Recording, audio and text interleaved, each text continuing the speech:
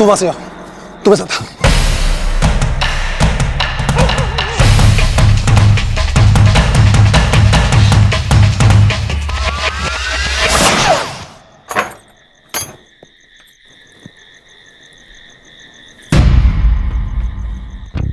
आपने किसी को यहां से भागते हुए देखा है? नहीं तो। कौन था साहब? कैदी था, हाथ में हथकड़ी थी। हमने किसी को जाते हुए नहीं देखा।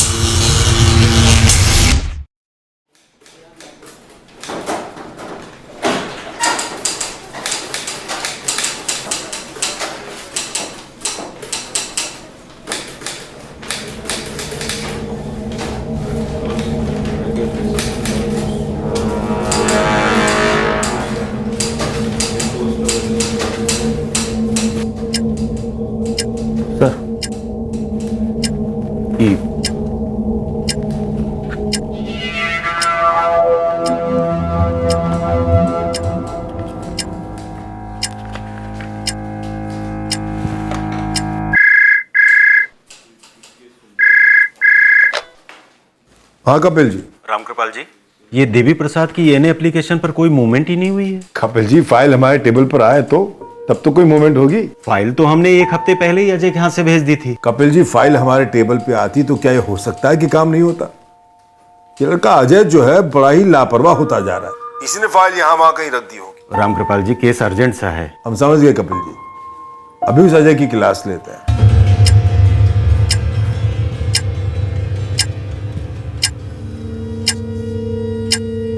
सर, ये कपिल सर फाइल भेजे आपके लिए। उनके कैबिन से हमारे कैबिन तक आने में एक हफ्ता लग गया तुम्हें? रामकृपाल सर पिछले हफ्ते भी रख कर गए थे यहाँ पे।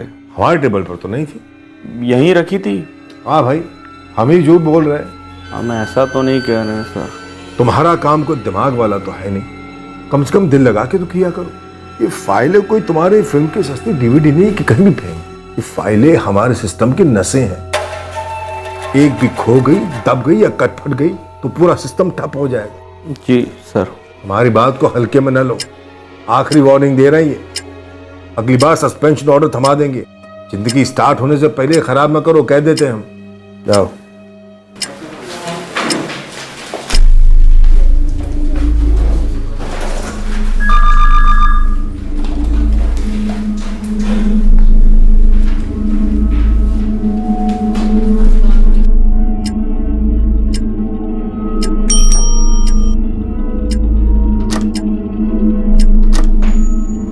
रामकृपाल जी, चलेंगे नहीं? कपिल जी, ये देवी प्रसाद जी की एनए एप्लीकेशन आज कंप्लीट करके ही घर जाऊंगा।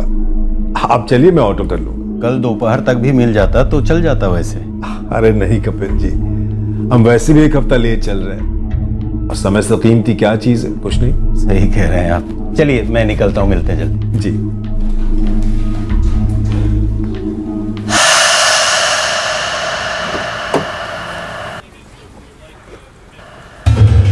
सर, हम भी निकले। रामकृपाल जी बैठे हैं ना अभी?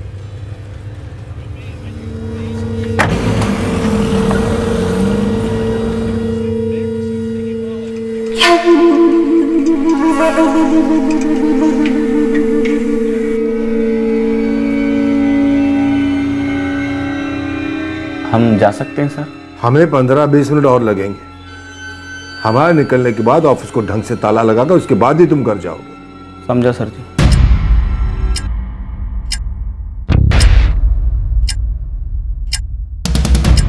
तेरह अक्टूबर को सरकारी दफ्तर में हुई हर घटना की तरफ हम बार बार लौटने वाले थे। इस मर्डर केस की इन्वेस्टिगेशन एक आंख मिचौली का खेल साबित हुई, लंबा चला। जी सर। ये फाइल कपिल जी के टेबल पे रख दो, सबसे ऊपर। टेबल पर मतलब किसी और के टेबल पर नहीं, कपिल जी के टेबल। जी सर।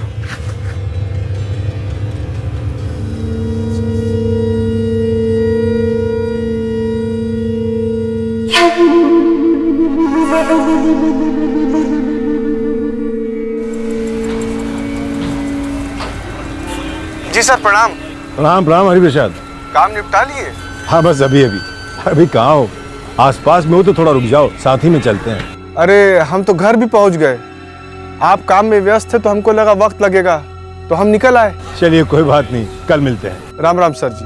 राम राम।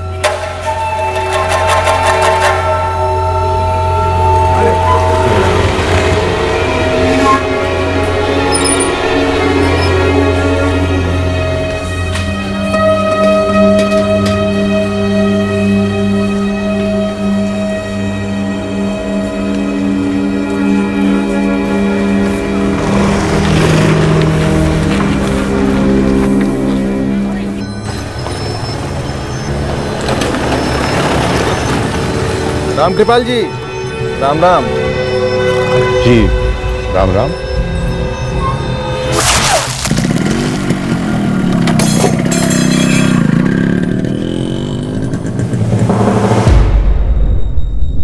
खून? अरे ओ महेश भैया, आपके पास राम कृपाल जी का फैमिली का नंबर है कहाँ? हाँ, हम उनके बेटे सुरेश को जानते हैं। तो फटाफट फोन दीजिए जल्दी।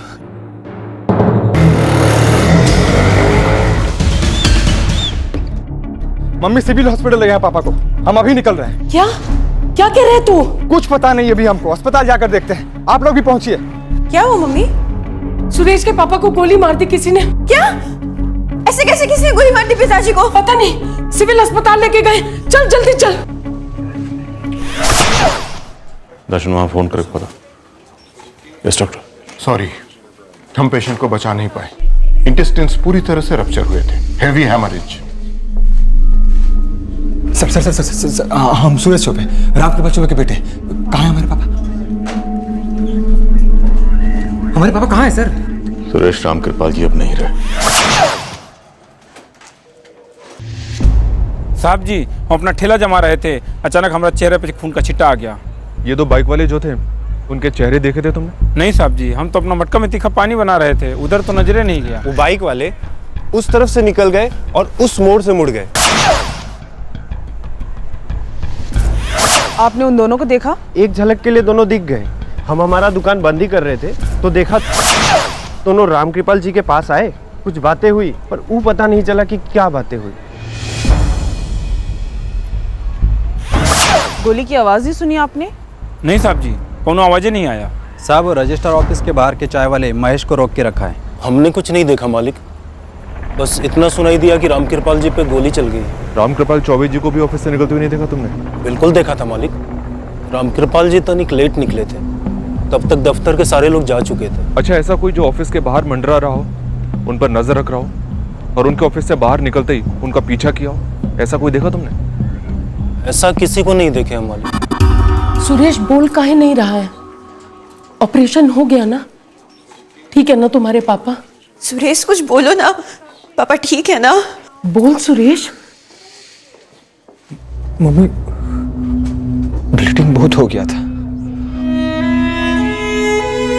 डॉक्टर ने बहुत कोशिश की मम्मी,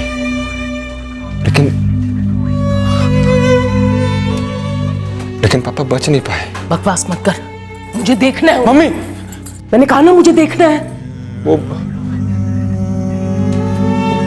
बॉडी को पोस्टमार्टम के लिए लेकर गए। बॉडी मत बोल, पापा हैं वो तुम्हारे। पापा नहीं रहे।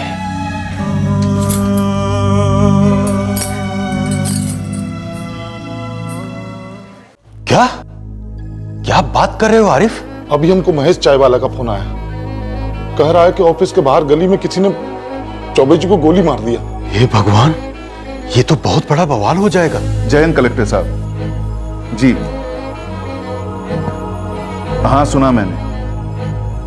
खेद है कि राम कृपाल चौबे जी बच नहीं पाए। राम कृपाल जी हमारे सबसे सीनियर भूमि निरीक्षक थे रजिस्ट्रार ऑफिस में, और 4 महीने में उनकी रिटायरमेंट भी थी। जी मैं जानता हूँ। इस केस को प्लीज टॉप प्रायोरिटी दीजिए। हो सकता है ऑर्गेनाइज माफिया कहाँ था। आप निश्चिंत रहिए, हमारी इन्वेस्टिगेटिव टीम कातिलों को पकड़ कर रहेगी। Point blank range. Yes doctor. Firing इतनी नजदीक से की गई कि मार्केट में किसी को कुछ पता ही नहीं चला। डेफिनेटली साइलेंसर लगा होगा। 2 गोलियां फायर हुई। वैसे एक गोली हमने एब्डोमेन से बरामद की है और दूसरी हमें क्राइम सीन से मिली। मैंने सिविल हॉस्पिटल के आरओ से पर्सनली बात कर ली है। अराइवल पर ही इतनी ब्लीडिंग हो चुकी थी कि इससे पहले वो कुछ कर पाते, विक्टिम की मौत हो चुकी थी।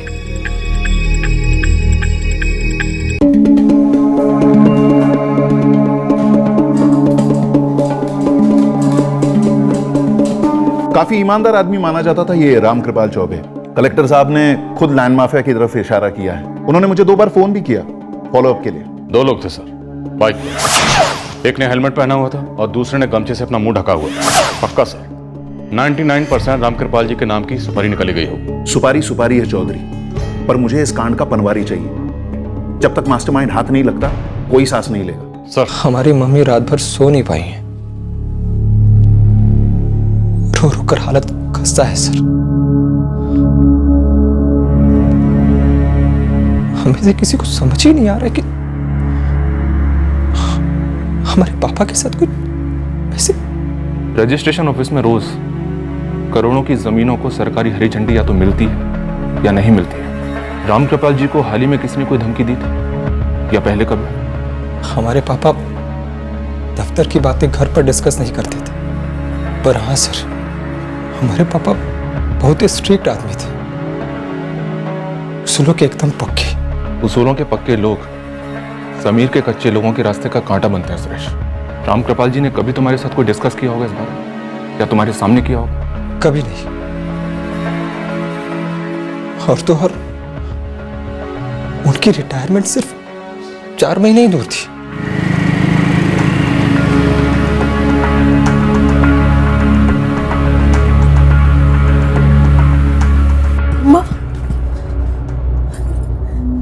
आरती, आरती, ये सब कैसे हो गया? 35 साल जिस दफ्तर में तेरे पापा ने काम किया, नाम कमाया, उसी के सामने किसी ने उन्हें गोली मार दी। अनीता भाभी, सुरेश कहाँ है? Police station. कुछ पता चला कौन थे, क्या थे? अभी तक कुछ नहीं पता चला राकेश। तो राम कृपाल जी ऑफिस से बाहर निकले और तुमने पीछे से ऑफिस में ताला लगा दिया? जी मैडम।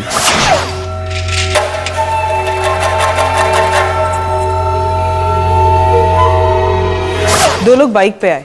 उन्होंने तुम्हारे ऑफिस से 2 मिनट की दूरी पर चौबे जी को गोली मारी। उन लोगों को जाते हुए तो जरूर देखा होगा? नहीं देखा मैडम। ताला लगाने के बाद तुम कहाँ चले गए थे? मैडम राम कृपाल सर निकले घर के लिए और बस पीछे पीछे मैं भी निकल गया। तो फायरिंग के वक्त तुम चौबे जी के पीछे थे? अरे नहीं मैडम, मैं तो अपोजिट साइड में रहता हूँ ना, और राम कृपाल सर दूसरी साइड। अब मुझे क्या मालूम था मैडम कि ऐसा वैसा कुछ होने वाला है। बाइक पे 2 लोग थे, गोलियां चली, आपने कुछ भी नहीं सुना, कुछ भी नहीं देखा? सर जी, कल रात को भी हम दूसरे साहब को बता चुके हैं कि एक जो था हेलमेट के पीछे छुपा था और दूसरा गमछे के पीछे। बाइक का नंबर देख पाया? सब कुछ इतनी जल्दबाजी में हुआ, कुछ देख नहीं पाए। देखिए राम कृपाल जी बहुत भले आदमी थे, आप लोगों ने बरसों से जानते थे। हमें पूरी उम्मीद है कि उनके हत्यारों को पकड़वाने में आप हमारी मदद जरूर करेंगे। सर जी, हम बता चुके हैं कि हमारी नजर बस ऐसे ही घूमी थी, तो हमने देखा बाइक जो है राम कृपाल जी के काफी पास आकर रुकी। सर, सारा मार्केट एक आवाज में बात कर रहा है। किसी ने ना मोटरसाइकिल का मॉडल नोटिस किया ना नंबर। सभी यही कह रहे हैं कि एक ने हेलमेट पहन रखा था और एक ने गमछा बांध रखा।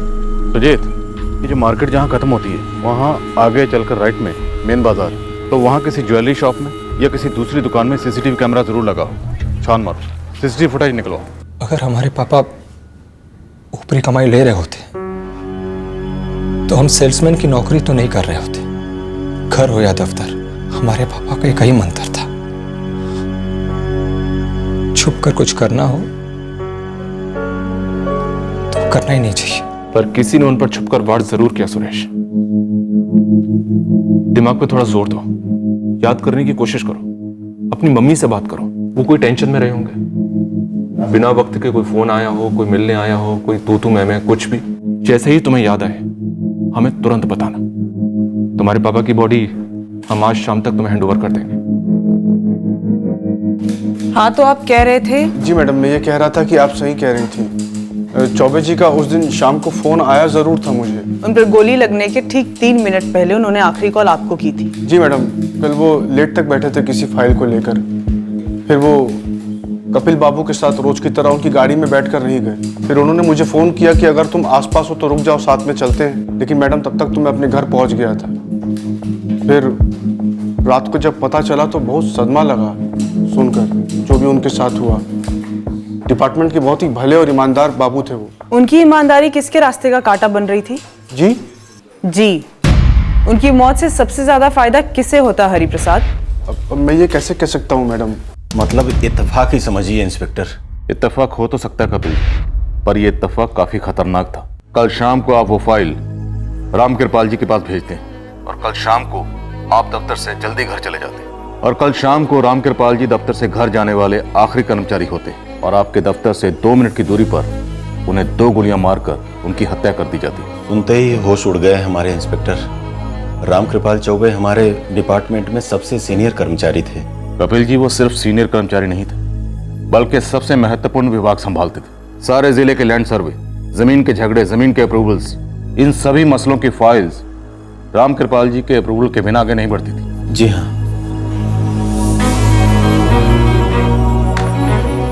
आरिफ, रामकृपाल जी जितनी भी जमीन की तकरारों वाली फाइलें हैंडल कर रहे थे वो सारी की सारी मुझे चाहिए। निकलवा देते हैं मैडम। नहीं, पुरानी, छोटी, बड़ी, सारी की सारी निकलवा देते हैं मैडम। और ऐसी कोई चीज जो आप जानते हो जिससे रामकृपाल जी की जान को खतरा हुआ हो? अलग से तो कुछ नहीं जानते मैडम, लेकिन सारी की सारी फाइल आपके सामने रख देते हैं। बाइक, हेलमेट, गमछा और पॉइंट ब्लैंक से फायर, इन सारे लक्षणों से सुपारी वाला मामला ही लगता है हमारे। इस रामकृपाल चौबे की ईमानदारी से किसी न किसी चूना लगाने वाले का मुंह जरूर जला होगा, इसलिए सुपारी निकली होगी। ये जला हुआ मुंह मुझे चाहिए गोविंद। कपिल जी, पुलिस को जो भी कोऑपरेशन चाहिए उससे दोगुना दीजिए। हर एक फाइल, हर एक जानकारी। जी सर, अभी अभी पुलिस की टीम निकली है यहाँ से। इंस्पेक्टर से मेरी बात भी हुई है फोन पे, उनके लिए फाइलें निकलवा रहे हैं। फाइलों से परे जाइए कपिल जी। रामकृपाल जी हमारे सच्चाई की मिसाल थे। बिल्कुल राजा हरिश्चंद्र ही समझिए सर। करेक्ट, लेकिन अब हर कोई नहीं होता ना राजा हरिश्चंद्र की औलाद। उनकी सच्चाई ने किसी न किसी झूठे के झूठ को घायल जरूर किया है। सही कह रहे हैं आप सर। खुद से पता कीजिए, वो घायल फाइलों के पन्नों के बीच कहीं छुपा है या दफ्तर की दीवारों के बीच।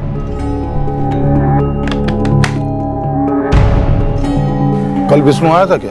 आप तो जानते ही होंगे, सुबह रामकृपाल जी से मिलकर गया होगा। सही कह रहे हो, कल आया तो था। हमने कहा गुड मॉर्निंग आरिफ साहब। Good morning Vishnu ji. है रामकृपाल जी? तो रोजे रहते हैं, जाइए दोबारा कोशिश करके देख लीजिए।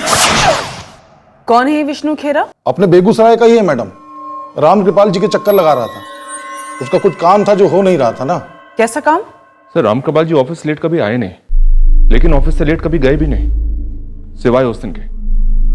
वैसे रोज ऑफिस से निकलते वक्त घर जाते समय सब रजिस्ट्रार बड़े बाबू कपिल अग्रवाल उनको लिफ्ट दिया करते थे। उस दिन कपिल अग्रवाल ने रामकृपाल जी को एक फाइल दी, वो भी काफी लेट, जिसे पूरा करते करते रामकृपाल जी ऑफिस में लेट हो गए और अकेले ही घर के लिए निकले और शूटर्स को मौका मिल गया। क्या ये फाइल उन्हें जानबूझकर लेट दी गई थी ताकि शूटर्स को मौका मिले, या ये महज इत्तेफाक हो सकता है? सर, अगर रामकृपाल जी ऑफिस से लेट नहीं निकलते तो शायद ये शूट आउट होता ही नहीं। शूटर्स इतना बड़ा चांस क्यों लेंगे सर, इत्तेफाक का वेट करने का? सर, एक नाम सामने आया, कोई विष्णु खेरा है जिसका काम ये रामकृपाल जी नहीं कर रहे थे। विष्णु खेड़ा? उठाओ इसे, ये हमारा पहला सस्पेक्ट है। हमारा खाता तो खुले, रजिस्टर ऑफिस के हर कर्मचारी का फोन रिकॉर्ड निकलवा, स्कैन करो। रामकृपाल जी का भी। सर, ये कोई अचानक से किया गया मर्डर नहीं है। बिना किसी अंदर वाले की मदद के इस मर्डर का होना नामुमकिन था। ये विष्णु खेरा वाला एंगल हमारा फर्स्ट लाइन ऑफ इन्वेस्टिगेशन बना। ऑफ कोर्स आगे चलकर और कई एंगल उभरे, पर एक बात तो तय है कि ये केस करप्शन से जुड़ा हुआ है। विक्टिम एक ईमानदार आदमी था जो एक ऐसे डिपार्टमेंट में इंपॉर्टेंट पोस्ट पर था जहां करप्शन के चांसेस काफी हाई होते हैं। पर रामकृपाल चौबे 4 महीने में रिटायर होने वाला था। एक ईमानदार आदमी जो 4 महीने में हट रहा था, उसे रास्ते से क्यों हटाया गया? कुछ चुभ रहा है। ये बात हमें भी चुभी और आगे चलकर और गहराई तक चुभी। कत्ल के दिन उस दफ्तर में जो भी हुआ वो किसी भी सूरत में डेली रूटीन तो थी नहीं, और रामकृपाल चौबे का दफ्तर से अकेले निकलना और देर से निकलना कोई इत्तेफाक तो था नहीं। मेरे दिल में रामकृपाल जी के लिए बहुत आदर था, बहुत इज्जत थी। पर ये सारा आदर, ये इज्जत तुम्हारे कुछ काम नहीं आ रहा था। पुश्तैनी जमीन में से तुम अपने भाइयों का नाम कटवाना चाहते थे ना। अब रामकृपाल जी तो ऐसा कर नहीं सके, तो तुमने कर दिया। सच या झूठ? गलत काम करवाना चाह रहे थे तुम रामकृपाल जी से, नहीं माने तो उनका ही काम तमाम कर दिया। नहीं ना सर जी, अरे हमारा काम कोनो इतना बड़ा तो था नहीं कि हम मारने मुरने पर आ जाते। वो छोटी सी बात थी। छोटी सी बात? तुमको ये बात छोटी नजर आती है विष्णु खेर? तुम हमें बेईमानी करने को कह रहे हो, फ्रॉड करने को कह रहे हो, हिम्मत कैसे की तुम? हिम्मत नहीं, मिन्नत कर रहे हैं रामकृपाल जी। अरे हम आपको गलत काम करने के लिए काहे कहेंगे? हम खुद ही गलत आदमी नहीं हैं। हमारे माँ बाबूजी का आखिरी टाइम तक हम पूरा ख्याल रखें, और सिर्फ हम रखे हैं। उनके इलाज खातिर हमारी बीवी का कंगन तक बिक गया, लेकिन हम मुफ्त नहीं किए। बाबूजी खुद ही चाहते थे कि वो सारी जमीन सिर्फ हमरे नाम करें। की नहीं उन्होंने। कैसे करते? वकील बाबू के आने के पहले तो उनका बुलावा आ गया। यही खातिर तो आपके दफ्तर की परिक्रमा कर रहे हैं ना। परिक्रमा करने में और चक्कर लगाने में फर्क होता है विष्णु जी। तुम चक्कर चलाने की कोशिश में हो, जो कम से कम हम तो यहां होने नहीं देंगे। देखिए, तो बेकार में खुद का और हमारा समय नष्ट न करें। जाइए यहाँ से। इस केबिन में आज तक कोई गलत काम नहीं हुआ है, और अगले 4 महीने तक हो नहीं सका। हम आपसे गलत काम करने के लिए कहाँ कह रहे हैं रामकृपाल जी? देखिए, हम आपके सामने वकील साहब का बनाया हुआ एकदम ओरिजिनल सा वसीयतनामा पेश कर देंगे। बस आप उसके ऊपर मोहर लगाकर हमको आशीर्वाद दे दीजिए। तो कब पेश करें वसीयतनामा? तुम्हारा ओरिजिनल सा वसीयतनामा जाली था, एक फ्रॉड कागज जिसे तुम अपने भाइयों का हक मानना चाह रहे थे। उनकी गैर कानूनी बेदखली में तुम रामकृपाल जी को शामिल करना चाह रहे थे। हम यही चाह रहे थे, लेकिन उनको मारने से हमारा क्या फायदा होता? उनके बिना तो हमारा काम नहीं हो सकता था ना। आप ही बताइए। इंस्पेक्टर साहब, कल हम रामकृपाल जी के अंतिम संस्कार के लिए गए थे, इसलिए फोन ऑफ रखा था, और कोई कारण नहीं है। एक बात बताइए कपिल जी, अब रामकृपाल जी नहीं रहे तो उनकी जगह पे कौन आने वाला? वो तो अभी तय नहीं है। कलेक्टर साहब और पटना ऑफिस ही नियुक्त करेंगे किसी को। 4 महीने बाद रामकृपाल जी रिटायर होने वाले थे, तो इतनी जिम्मेदारी वाली कुर्सी पर किसी की तो नियुक्ति हो गई होगी ना? नहीं हुई थी इंस्पेक्टर, और अगर हुई भी होगी तो हमें खबर नहीं, क्योंकि ऐसे फैसले हेड ऑफिस से सीधे लिए जाते हैं। वैसे आप लोगों को कुछ मिला है क्या? मिलने जैसा क्या है कपिल जी? तुम्हें कुछ मिलना चाहिए था। नहीं, वो हम ऐसे ही पूछ रहे थे। हाँ, हम 2 दिन के बाद ड्यूटी ज्वाइन कर रहे हैं। हमरे ससुर जी के बारे में पढ़े होंगे आप। हाँ, रामकृपाल चौबे, हमरे फादर हैं। चाय।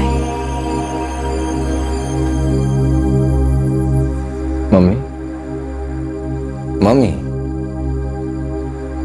थोड़ा चाय पी लो।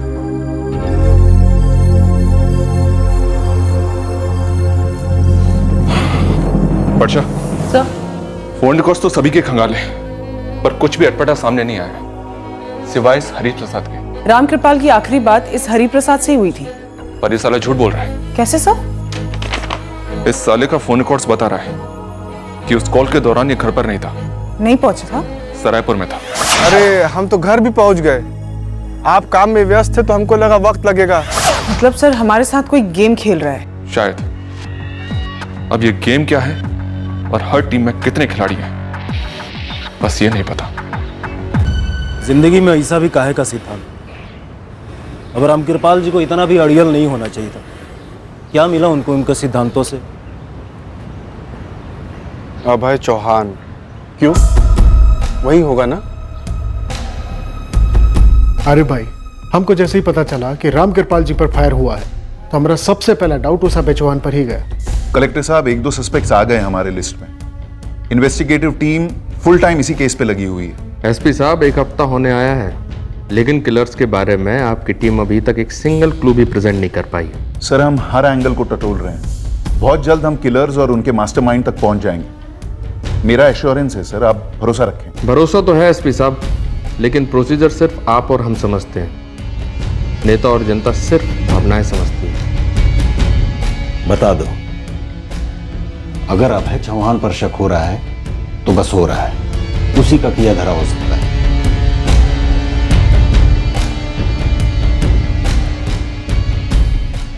हाँ, वो रामकृपाल जी का जब फोन आया तब हम घर पहुंचे नहीं थे, पर ऑन द वे थे सर। हम केवल सुनी सुनाई बातों के आधार पर तुमसे सवाल नहीं कर रहे। हमने कहा ना सर, हम घर पहुंचने ही वाले थे। 1-1 सेकंड की बाल की खाल करने के बाद हमने तुम्हें यहाँ पे हाजिर किया है। 8:34 को तुम अपने घर पे पहुंचे। तब तक रामकृपाल जी पे हमला हो चुका था। उन्हें अस्पताल ले जाया गया था, पर तब तक वो दम तोड़ चुके थे। तुम्हारे फोन रिकॉर्ड्स ने तुम्हारे साथ धोखा किया हरिप्रसाद। अब तुम हमें ये बताओ राम कृपाल जी के साथ धोखा किसने किया और क्यों? कौन है अभय चौहान? दबंगी है मैडम। कहाँ का दबंगी है? अरे यहीं अपने बेगूसराय का ही है।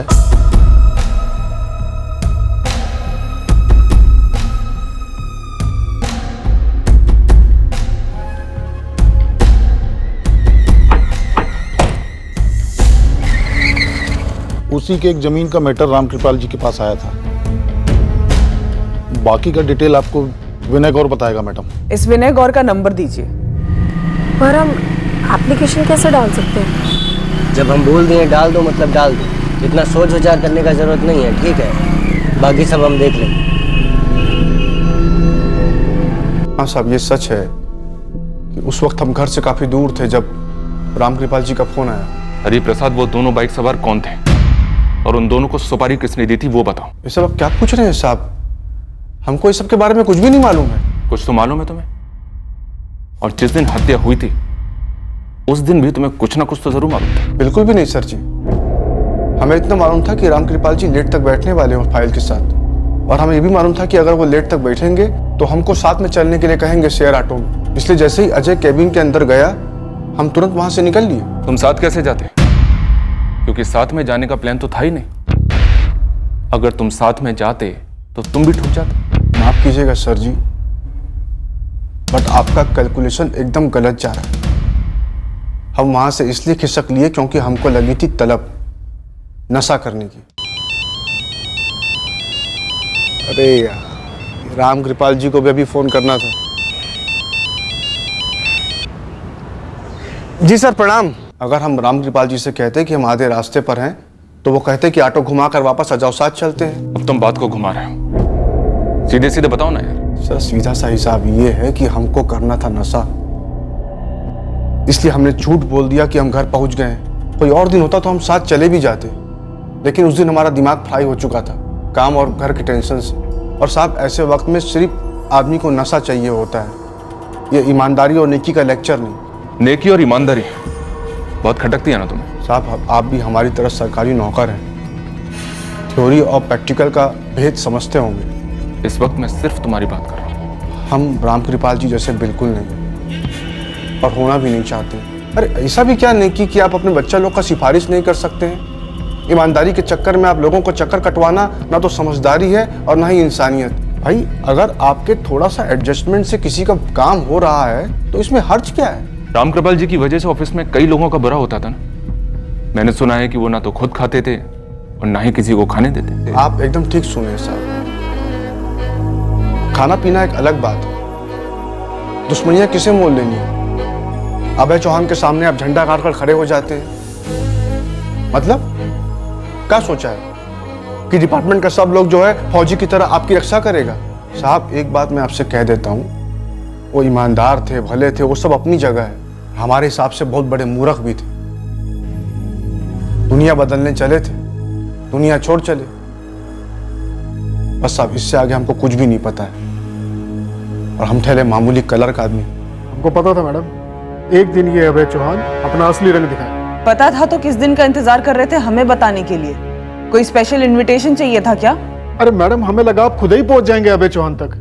एक नंबर का गुंडा है वो, ससुरा हमारी जमीन भी हड़पने की कोशिश कर रहा था वो।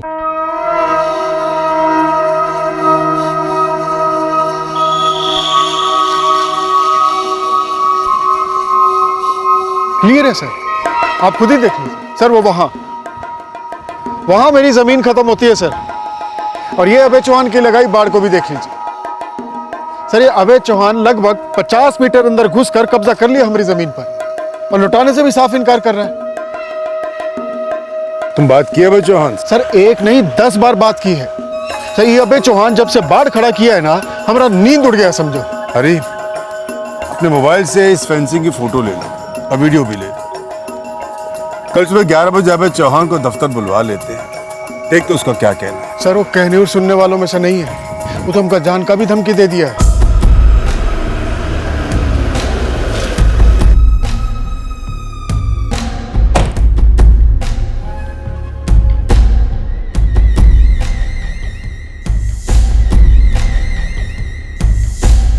हमारी जमीन के फोटो आप हम ही को कहाँ दिखा रहे हैं? वो इसलिए क्योंकि विनय जी की जमीन में आपने 50 मीटर फेंसिंग लगवाई है, उसे पीछे ले लीजिए तुरंत। वो मेरी जमीन है, पूरे कागज है मेरे पास उसके। भू निरीक्षक जी, हम हमारी जमीन का सौदा कर चुके हैं। अब वो जमीन एक बिल्डर की है, तो हमारी लगाई हुई बाड़ अब पीछे तो हटेगी नहीं। और इस दफ्तर में कोई गैर कानूनी रजिस्ट्री तो होगी नहीं। अब बिल्डर के साथ आपकी जो डील है वो गैर कानूनी करार दी जाएगी। बिल्कुल राम कृपाल जी, हमारी जमीन इनकी कैसे हो सकती है? इज्जत से मांगी थी, अच्छी कीमत ऑफर की थी, तुमने हमारे ऑफर को ठुकराया। विनय, हमको बेचनी ही नहीं है तो ठुकराने की बात कहां से आई? अरे हमारी मर्जी है भाई। अरे तोरी मर्जी गई तेल लेने, हमारी मर्जी है हम तो का उसी जमीन में जिंदा गाड़ दे। विनय गौर। राम कृपाल जी नोट कीजिए, आपके दफ्तर में बैठ के ये गुंडा हमका जान का धमकी दे रहा है। विनय जी, अभय जी, आप लोग एक मिनट हमारी बात शांति से सुनो। देखिए अभय जी, मैंने विनय जी के सारे कागजात देखे हैं। वो 50 मीटर जमीन इनकी है जिस पर आपने गैर कानूनी कब्जा किया हुआ है। वहां से फेंसिंग आप तुरंत पीछे ले लीजिए, उसके बाद आप जो सौदा करना चाहते कर सकते हैं। ये हमारा फुल और फाइनल फैसला है, इसमें बहस की कोई गुंजाइश नहीं।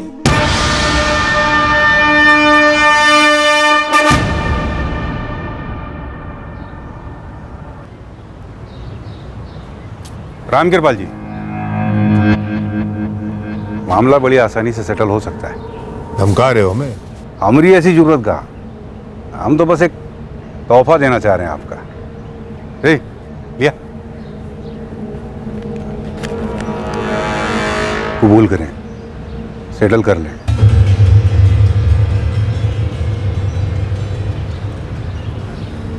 अभय चौहान जी, हमें घूस ऑफर करने से पहले कम से कम एक बार इस महेश चाय वाले से पूछ तो लेते कि हम किस टाइप के आदमी हैं। हर टाइप के आदमी की एक कीमत होती है सर।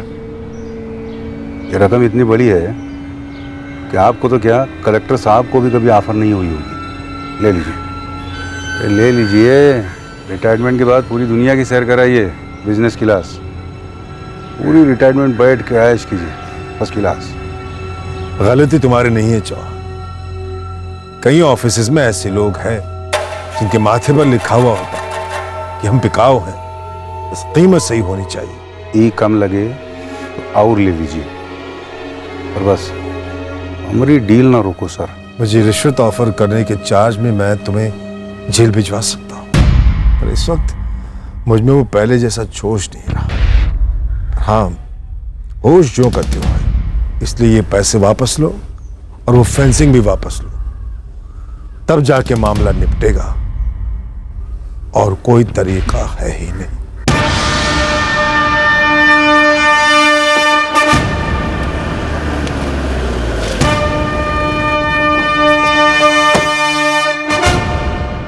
प्रणाम सब इंस्पेक्टर साहब। जिन दो लोग को तुम भेजे थे राम कृपाल जी की हत्या करने, उनका नाम, नंबर और पता चाहिए हमको। वाह, इसे कहते हैं डायरेक्ट मुद्दे पे आना। मतलब सामने वाले को बात घुमाने उमाने का टाइम ही ना दो। ये जो तेरी दबंगई और गुंडई है ना, इसे तो हम 2 मिनट में उतार देंगे। ऐसा होता तो पूरे जिला का हर दूसरा बच्चा हम जैसा बनने का सपना ना देखता। छोड़िए उस बात को। मुद्दा है राम कृपाल जी का कत्ल। अब एक बात बता दूं, इतना सीनियर सरकारी मुलाजिम के साथ 36 का आंकड़ा बनाने के बाद उसका मर्डर करवाएंगे हम? का मतलब पागल कुत्ता काटा है हमका? इतना ईमानदार भला आदमी था, ये पुलिस के साथ पब्लिक भी तो नोचेगी। हमरे पॉलिटिक्स का पूरा सपना पर पानी ना फिर जाता। सीधे सीधे बता दे वो दोनों शूटर्स कौन थे और कहाँ हैं? हम बहुत पहले हमारी बाढ़ पीछे ले चुके थे राम कृपाल जी के आदेश से। वो वाला मामला सब सेटल था। राम कृपाल चौबे को खरीदने की कोशिश की थी तुमने? हम तो हर सरकारी अफसर को तोहफे ऑफर करते हैं जी, और मना करने वाले को गोली नहीं मारते। जैसे ही हमें पता चला कि यह आदमी अलग मिट्टी का बना हुआ है, हम जाके बिल्डर को समझा दिए कि भाई जमीन कम मिलेगी। वो मान गया, मामला फिर कभी उठा ही नहीं। इंस्पेक्टर साहब, हम आपको एक बात बताते हैं, आप ना जरा इस विनय गौर के बच्चे को टटोलिए। वो हमारा नाम लेकर खुद अपना कोई काला करतूत छुपा रहा है। तेरी तो हर करतूत काली है अभय चौहान। तूने आज तक सीधा काम किया है कौन सा? हाँ, नहीं किया सीधा काम, लेकिन सीधा आदमी की परख है हमका। देखिए, हम आपको फिर से कह रहे हैं, हमारा जमीन वाला मामला खत्म हो चुका था।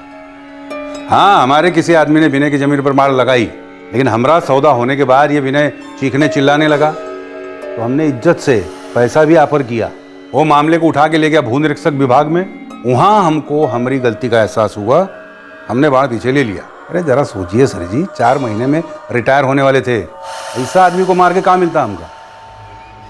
आप बिना सर जी हम पर अपना कीमती वक्त जाया ना करो। ये मामला अंदर का है और हमारा नाम इसमें जानबूझ के घसीटा जा रहा है। तू बेगूसराय छोड़कर बाहर कहीं नहीं जाएगा। मोबाइल ऑफ नहीं रखूंगा, जहां बुलाओ हाजिरी देने आ जाऊंगा, जिस थाने बुलाओ आ जाऊंगा। यही ना? डन है जी, डन है। मुझे इस गुंडे के पिछले 6 महीने का डेली का रिपोर्ट चाहिए। सर, इस विशु खेड़ा और उस हरि प्रसाद दोनों के एंगल से कुछ भी सामने नहीं आ रहा है। दोनों के फोन रिकॉर्ड स्कैन्ड है और दोनों इस वक्त सर्विलेंस पर हैं। सर, मुझे ऐसा लग रहा है कि हम इस अभय चौहान वाले मोर्चे से खाली हाथ ही लौटेंगे। हमारे हाथ तो पिछले कई दिनों से खाली। वैसे हमारे सामने बहुत कुछ है, लेकिन ठोस कुछ भी नहीं। ना कोई सुराग, ना कोई सबूत, जिससे हमें इस कत्ल की साजिश का पता चले, उसके मोटिव का पता चले। जब तक हमारे सामने कोई ठोस सुराग या सबूत नहीं आता, तब तक हमारे हाथ खाली ही रहेंगे।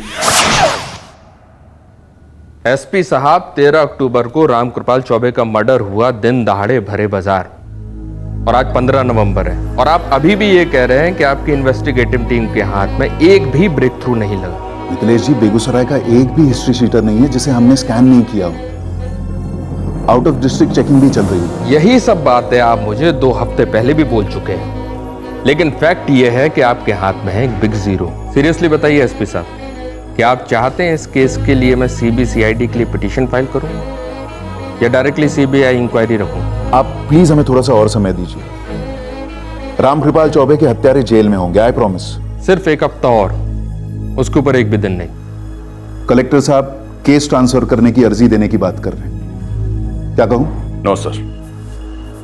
सर, केस पेचीदा है, टाइम तो लगेगा ही। हमारे पास अगर एक भी ठोस हेडवे होता ना, तो मैं डंके की चोट पे और टाइम मांगता चौधरी। हेडवे होगा सर, जरूर होगा। हमारे पास 1 हफ्ता है, सिर्फ 7 दिन। मास्टरमाइंड, मोटिव, इस सब को फिलहाल साइड में रखते हैं, फोकस करते हैं उन 2 बाइक्स वाले शूटर्स पर। वो शाम को फिर से स्टडी करते हैं सर, तब ये साफ दिखेगा कि ये सारा बिल्टअप सिर्फ इसे कत्ल के लिए किया गया है। लेकिन राहुल, फिर भी हम ये साबित नहीं कर सकते कि कत्ल के दिन ऑफिस की रूटीन को जानबूझ के तोड़ा गया था, और ना ही हमारे पास ऐसा कोई सबूत है जिससे हम ये साबित कर पाए कि रामकृपाल जी को कपिल अग्रवाल के साथ घर जाने से रोका गया था, लास्ट मिनट पे फाइल भेजकर। सर, मैंने रामकृपाल की करंट फाइल में से हर फाइल को 2-2 बार खंगाला। इस विष्णु खेरा और अभय चौहान के अलावा और कोई लाल झंडी नजर नहीं आती। मतलब जो फाइलें हमें दी गई उनमें से कुछ नहीं मिला? किसी भी फाइल में। क्या कहा तुमने? जो फाइलें हमें दी गई, तो क्या हमें सारी फाइलें दी गई या कुछ चुनिंदा फाइलें दी गई? क्योंकि ये विष्णु खेरा और अभय चौहान ये हमें किसी फाइल से नहीं मिले, और इन दोनों की अनबन हमारे सामने लाई गई। तो क्या ये दोनों लीड्स थे या मिसलीड, ताकि हम गोल गोल घूमते रहें और गुमराह होते रहें और असली कातिल को बचने का मौका मिल जाए।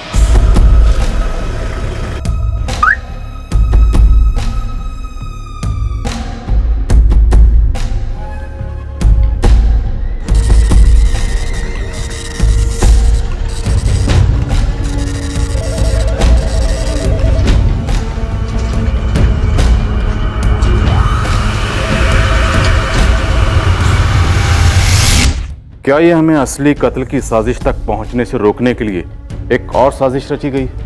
मतलब सर, ये सारे एंगल्स हमारी तरफ धकेले गए ताकि हम गोल गोल चक्कर काटते रहें और हमारे हाथ कुछ भी ना लगे। इसकी पॉसिबिलिटीज हाई है सर, क्योंकि हम इतने दिनों से लगे हुए हैं लेकिन हमारे सामने एक छोटा सा भी लीड नहीं आया है। ये तो अब नॉर्मल है। कहीं ऐसा तो नहीं कि उस सरकारी दफ्तर में सब लोग रेनकोट पहन के नहा रहे थे? किसी भी ऑफिस में एक रिश्वत ना लेने वाला ईमानदार आदमी कई अंदर के और ऊपर के लोगों के रास्ते का काटा होता है। पर मर्डर के पीछे कुछ और डीपर शामिल था फॉर श्योर। 4 महीने में रिटायर होने वाले आदमी को कोई ऐसे ही क्यों गोली मार डालेगा? इन सारे सवालों के जवाब कत्ल के दिन उस ऑफिस की रूटीन टूटने में छुपे हुए थे, और साथ ही रामकृपाल चौबे का 4 महीने में रिटायर होने की हकीकत इस केस का सबसे अहम मुद्दा बना बैठा था। और हम कुछ असली मुद्दे मिस कर रहे थे। शायद इरादा भी यही था कि हम इन असली मुद्दों से भटक कर इन भटकाए गए मुद्दों पर अपना वक्त जाया करते रहें और असली मुद्दा दबा रहे। हम पर दबाव था, सॉलिड दबाव, सॉलिड मतलब सॉलिड दबाव। और फिर एक ब्रेक थ्रू मिला, एक ऐसी घटना घटी जिसने इस केस को सर के बल उलट दिया। हेलो हेलो, अरे कौन बोल रहा है भाई? तेरे बापू ने पैसा देने से इनकार कर दिया था। देखे कहाँ भेज दिए उसे। कौन हो तुम? अक्लमंद को इशारा काफी होता है सुरेश चौबे। देख 10 लाख रुपए का तुरंत इंतजाम कर दे, वरना तेरे बापू को तो ऊपर भेज दिए। तुझे भी ऊपर भेजने में हमको ज्यादा टाइम नहीं लगेगा। अबे ओ, हिम्मत है तो अपना नाम बताओ। जब तेरा नामो निशान ही नहीं रहेगा तो हमारा नाम जान के का उखाड़ लेगा बे। टाइम पास बहुत हो गया, जल्दी से 10 लाख रुपये इकट्ठा कर ले, वरना तेरे नाम के आगे स्वर्गीय लगने में ज्यादा देर नहीं लगेगा। हेलो हेलो हेलो, कब की बात है गोविंद? सर एकदम एग्जैक्ट डेट तो पता नहीं है, लेकिन हाँ पिछले 1 हफ्ते से रामकृपाल जी की पत्नी यहाँ वहाँ से नगद का इंतजाम कर रही है। अब नोटबंदी भी चल रही है, बहुत मुश्किल हो रही है उन्हें। अजीब है सर, सुरेश चौबे सरस्वती चौबे ने हमें क्यों नहीं बताया इस धमकी के बारे में? सर कहीं एक्सटॉर्शन का मामला तो नहीं? फर्ज करें अगर किसी एक्सटॉर्शन गैंग के हाथ फंस भी गया तो भी देने के लिए पैसे तो होने चाहिए ना। अब उसकी फैमिली को टारगेट किया जा रहा है, पर वो भी पैसे कहां से लेंगे? सरस्वती चौबे रामकृपाल जी की विधवा रजिस्ट्रार ऑफिस गई थी कपिल जी से मिलने। सुरेश चौबे को हाजिर करो और उसकी मां सरस्वती चौबे से भी बात करो। यहाँ इतने हफ्तों से कोई और ही ट्रैक चला था जो हमें दिख ही नहीं रहा था या फिर हमसे छुपाया गया था। मैं ये नहीं कहूंगा कि हम चूके थे, पर हमसे कुछ नजरअंदाज जरूर हुआ था। वो इसलिए क्योंकि शायद हम दबाव में थे। करप्शन के एंगल को आप एक्सटॉर्शन के एंगल ने रिप्लेस कर दिया था। क्या ये भी एक मिसलीड था ताकि इन्वेस्टिगेशन टीम सही दरवाजे तक ना पहुंचे? सही दरवाजे तक पहुंचने के लिए अब हमारे लिए ये जानना बेहद जरूरी हो गया था कि वो गलत दरवाजा कौन सा है जिसकी तरफ गुमराह करके हमें बार बार भेजा जा रहा था दस्तक देने के लिए। अब हम अतीत के एक हिस्से तक तो पहुंच गए थे जो हमसे चूका नहीं था, पर हाथ में नहीं आया, लेकिन माहौल में मंडरा रहा था।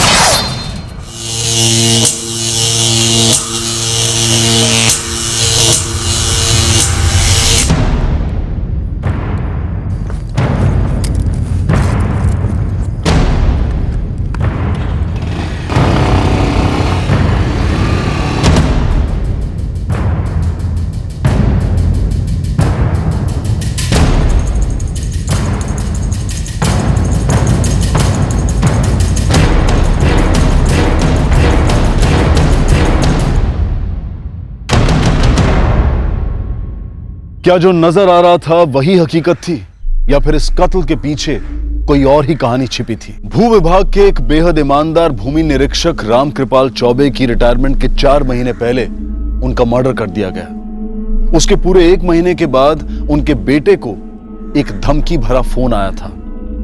क्या यह पुलिस के लिए एक ठोस लीड थी या फिर एक शातिर चाल उन्हें गुमराह करने की?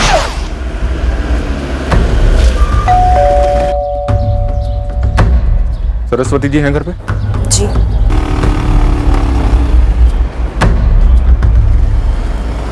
चलिए, आपको हमारे साहब ने बुलाया। कुछ पता चला है क्या? पता चला आपको एक धमकी वाला फोन आया था जिसे हमें बताना अपने जरूरी नहीं समझा। ऐसा क्यों सरस्वती जी? सुरेश ने, आपने, आपके घर के किसी भी सदस्य ने इस बारे में हमें इतला करना जरूरी क्यों नहीं समझा?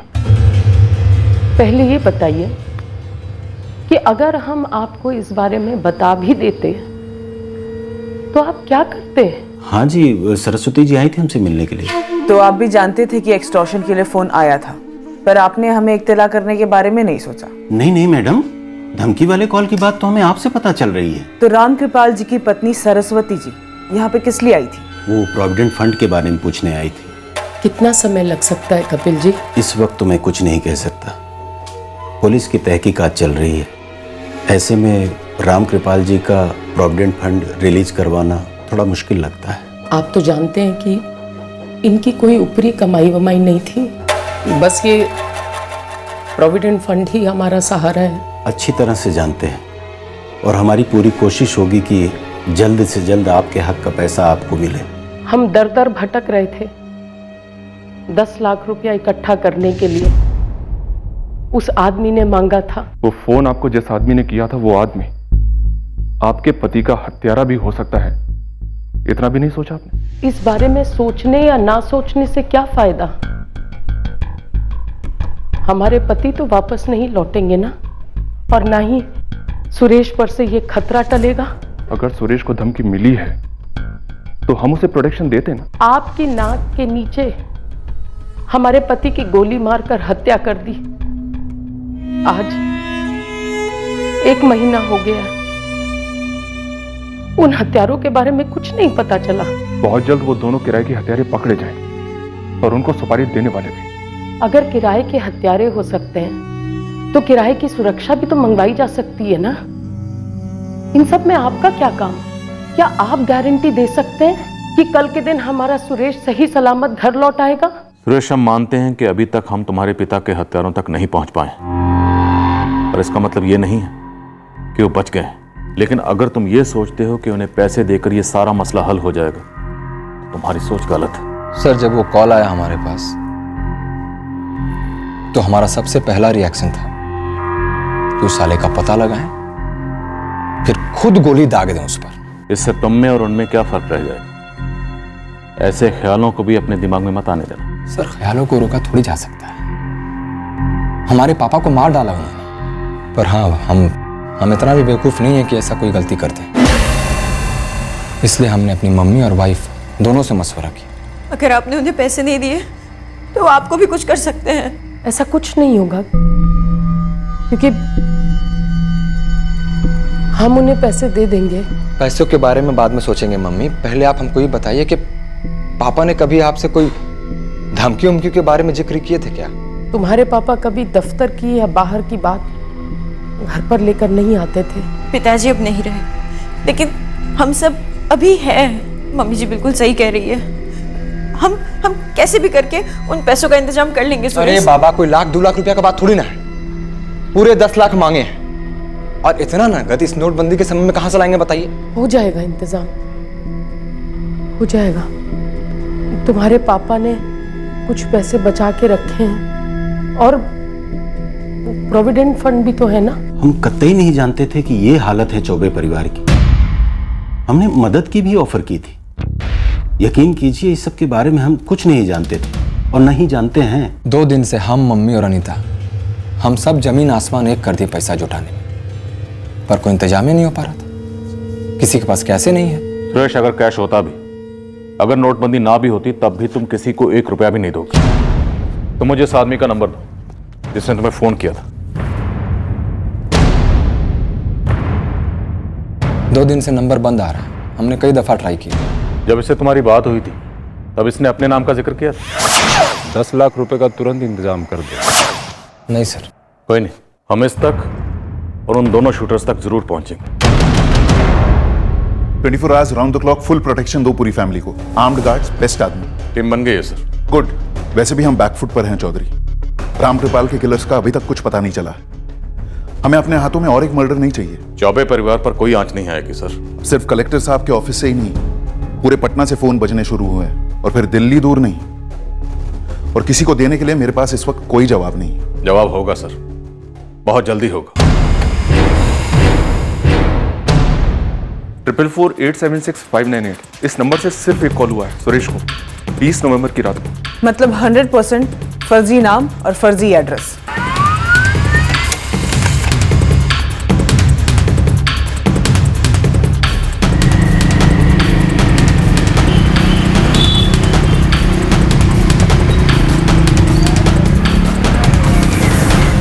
पुलकित सिन्हा कोई है ही नहीं, और ये एड्रेस पूरी तरह से फर्जी है। रामकृपाल चौबे के कॉल रिकॉर्ड से कुछ मिला? नो सर, पिछले 1 साल के रिकॉर्ड स्कैन किए, पर ऐसा कोई नंबर नहीं मिला जहां से धमकी आई हो।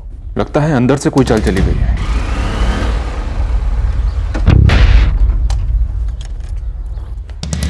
कौन है आप? हम राम कृपाल जी के दामाद हैं, राकेश। ये हमको धमकी वाले फोन के बारे में बताया नहीं किसी ने। अब बताकर क्या फर्क पड़ जाता जीजा जी, और पुलिस को तो हम बता ही दिए ना। आरती तुम्हारी बहन है, अगर तुमको धमकी मिल सकती है तो उसको भी तो धमकी मिल सकती है। और फिर हमको एक गैर है जो हमको नहीं बताया। अब बताया नहीं बताया, उसको लेकर बहस करनी जरूरी है दामाद जी।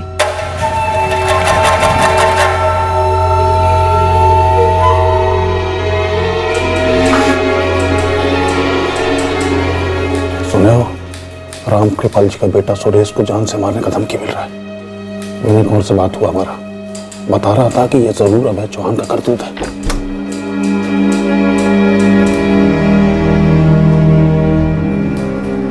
फैमिली को 24 घंटे घर में कैद करके रखना 24 घंटे सिक्योरिटी कहते हैं आप ऑफिसर? नो सर, ऐसा कुछ नहीं है। वो जहां चाहे जा सकते हैं, हमारी टीम उन्हें कवर देगी। जो धमकी दी गई है ये वही लोग हो सकते हैं ना जिन्होंने रामकृपाल चौबे जी की हत्या की? जी सर, पूरी पॉसिबिलिटी है। और फिर भी आपको यकीन है कि ये पेशेवर हत्यारे आपके अधेड़ उम्र के 2-2.5 हवलदारों के खौफ से उनकी फैमिली पर हमला नहीं करेंगे? सर जी, आपके ताने और व्यंग हम समझ रहे हैं, पर हमें पूरा विश्वास है कि हम इस मिशन में कामयाब होंगे। जब होंगे सिर्फ और सिर्फ तभी यकीन होगा कि आपकी कथनी और करनी में ज्यादा अंतर नहीं है। मैं वेट कर रहा हूं ऑफिसर। सर, एक्सटॉर्शन कॉलर का नंबर फर्जी नाम पर है और एड्रेस भी फर्जी है। सिर्फ एक कॉल की गई थी सुरेश को, नंबर सिर्फ इसी काम के लिए लिया गया होगा। और उसे एक कॉल के बाद कोई कॉल नहीं किया गया। मतलब साफ है ये मास्टरमाइंड की एक चाल है। एकदम साफ है कि ये चाल है। एक तो सर हमें काफी देर बाद पता चलता है, फिर हम इन्वेस्टिगेशन शुरू करते हैं और फिर उसी दौरान ये बात सारी दुनिया में फैल जाती है कि एक कॉल आई थी। फिर क्या होता है? फिर विनय गौर बात फैलाता है कि इस कॉल के पीछे अभय चौहान है। मैडम जी, आप अभी भी यकीन नहीं कर रहे हो कि मुजरिम आपकी आंखों के सामने है? ये अभय चौहान का ही किया कराया हुआ है। मैं पहले से कहता आ रहा हूँ और मैं अब भी कह रहा हूँ, मैं स्टैम्प पेपर पर लिख कर देने को तैयार हूँ कि रामकृपाल चौबे जी को इसी बदमाश ने मरवाया और उस कॉल के पीछे भी इसी का हाथ है। इतने यकीन के साथ ऐसे कह रहे हो जैसे कत्ल होने के पहले तुम्हें पता था कि रामकृपाल चौबे जी का कत्ल होने वाला है। 6 महीने पहले से पता था, जब अभय चौहान और हमारी मीटिंग हुई रामकृपाल जी के साथ। उन्होंने हमारा पक्ष लिया क्योंकि हम सही थे। उन्होंने अभय को कहा कि अपनी बाढ़ को पीछे ले ले। फिर अभय ने उनको रिश्वत ऑफर करी जो उन्होंने साफ साफ इनकार कर दी। सर, मैंने इस विनय गौर की पूरी हिस्ट्री निकाली, एक एक डिटेल्स चेक की कि कहीं ये अभय चौहान के कंधे पर अपनी बंदूक रख के तो नहीं फायर कर रहा। बट नो सर, कुछ भी नहीं मिला इसके खिलाफ। अभय चौहान का कंधा ना सही, किसी और का सही, पर इतना तो पक्का है यहाँ कहीं ना कहीं कोई ना कोई किसी ना किसी का कंधा जरूर इस्तेमाल कर रहा है। सर, कहीं ये हमारा कंधा तो नहीं? मतलब एक किलिंग होती है और 2 अलग अलग तरफ से हमारी तरफ 2 एंगल भेजे जाते हैं कि या तो विष्णु खैरा किलर हो सकता है और या अभय चौहान, और फिर एक तीसरा एंगल उभरता है एक्सटॉर्शन कॉल का, जिसका कोई माई बाप नहीं है, नो हिस्ट्री, नो ज्योग्राफी, सब फर्जी। और सर, एक अजीब बात ये भी है कि ये किलिंग बहुत ही प्रोफेशनल किस्म की है। 2 नकाबपोश शूटर्स बाइक पर आते हैं, पर सर हम एक भी हिस्ट्री शीटर को क्रैक नहीं कर पा रहे हैं और हमारी इतनी तगड़ी खबरी नेटवर्किंग होने के बावजूद कोई हमें ढंग की खबर नहीं दे पा रहा है। सर, डाउट होता है कौन थे ये 2 शूटर्स? सेल्फ डाउट ये किसी भी इन्वेस्टिगेशन में सीरियस रुकावट डाल सकता है, आपको हिलाकर रख देता है। और हम एक ऐसे चौराहे पर खड़े थे जहां पर अब गलत रास्ता लेने की कोई गुंजाइश नहीं बची थी और सही रास्ता पहचान में नहीं आ रहा था। सुरेश को एक्सटॉर्शनिस्ट ने धमकी दी कि अगर वो पैसे नहीं देगा तो उसका भी वही हश्र होगा जो उसके पिता का हुआ। तो लॉजिकली उसके पिता को भी ऐसी धमकी मिली होगी, लेकिन किस लिए मिली होगी? पैसों के लिए या कोई और कारण हो सकता है? इन्वेस्टिगेटिंग टीम को जो भी लीड्स मिल रहे थे वो कहीं लीड नहीं कर रहे थे। शायद यही उनका मकसद था, टीम को गुमराह करना, हताश करना। बौखलाए हुए होने के बावजूद हम हाथ पैर मारते रहे। मास्टरमाइंड कौन है? कहां से ये हमारी तरफ फर्जी लीड भेजे जा रहे हैं? लेटेस्ट लीड वो फोन नंबर था जो बेशक फर्जी तरीकों से अपनाया गया था, लेकिन उसमें इस्तेमाल हुआ वो सिम कार्ड वो तो असली था। कॉलर को नहीं, सिम कार्ड को ट्रैक करते हैं। 444-876-598 वाला सिम कार्ड। ये सिम कार्ड किसी असली दुकान से असली पैसे देकर असली आदमी से खरीदा गया होगा। एक काली चाय दो।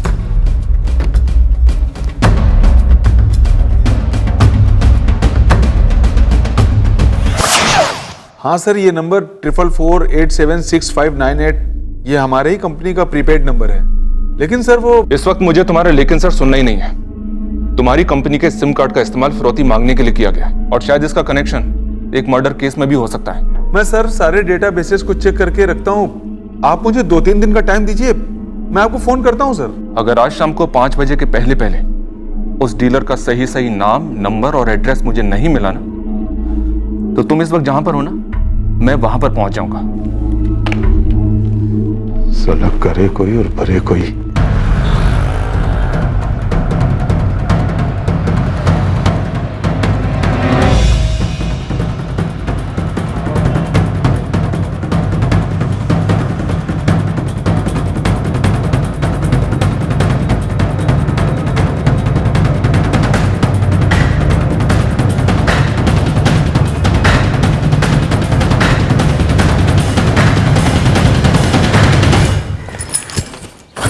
सुनिए ना, हमको अच्छा नहीं लग रहा है।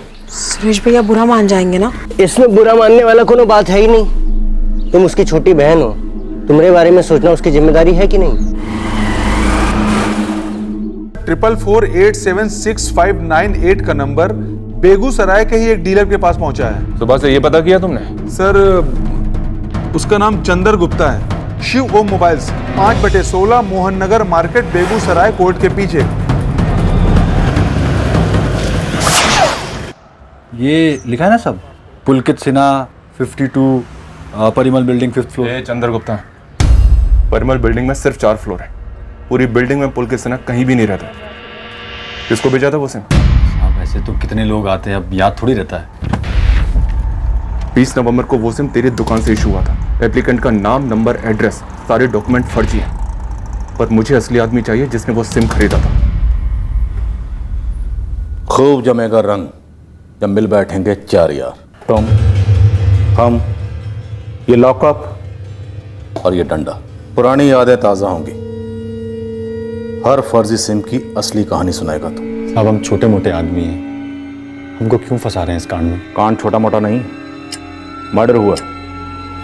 और इस मर्डर में तुझे कितना फंसाना है ये हमारे ऊपर है, और कितना बचना है ये तेरे ऊपर है। घड़ी देख ले, 1 मिनट में सब सच बोलेगा ना तो वार्निंग देके अभी के अभी छोड़ दूंगा। लेकिन अगर झूठ बोलेगा और कुछ नहीं बोलेगा तो फिर ये डंडा बोलेगा। साहब, वो एक आदमी है, दीपक ठाकुर।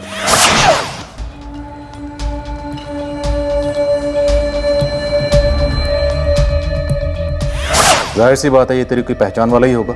दरअसल मैं जानता हूँ दीपक ठाकुर, वो कमीशन देता है मुझे सर। कैसा कमीशन? मैं उसका काम जानता हूँ सर। क्या धंधा था उसका?